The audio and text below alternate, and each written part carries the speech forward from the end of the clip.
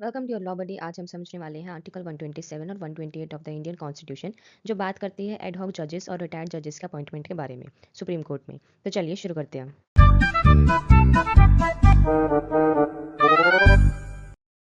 Article 127 का clause 1 कहता है कि अगर कभी ऐसी सिचुएशन हो जाती है कि सुप्रीम कोर्ट में कोरम ऑफ जजेस अवेलेबल ना हो किसी सेशन को कंटिन्यू करने के लिए, तो चीफ जस्टिस ऑफ इंडिया यानी कि सीजीआई के रेफरेंस पर national judicial appointments commission NJAC president की कंसेंट के साथ और रिलेटेड हाई कोर्ट के चीफ जस्टिस से कंसल्टेशन करके एक हाई कोर्ट के जज को जो सुप्रीम कोर्ट के जज बनने के लिए क्वालिफाइड हो, एड हॉक जज के रूप में डेजिग्नेट कर सकती है।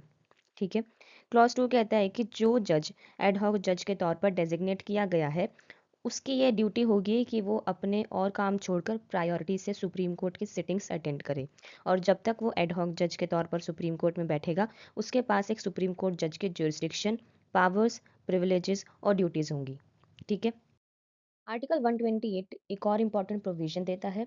इसके under chief justice of India president की कंसेंट के साथ किसी भी रिटायर्ड जज को, चाहे वो सुप्रीम कोर्ट का जज रहा हो, फेडरल कोर्ट का जज हो या फिर हाई कोर्ट का जज हो जो सुप्रीम कोर्ट जज के लिए क्वालिफाइड है, सुप्रीम कोर्ट की सिटिंग्स में बैठने और जज की तरह एक्ट करने के लिए रिक्वेस्ट कर सकता है।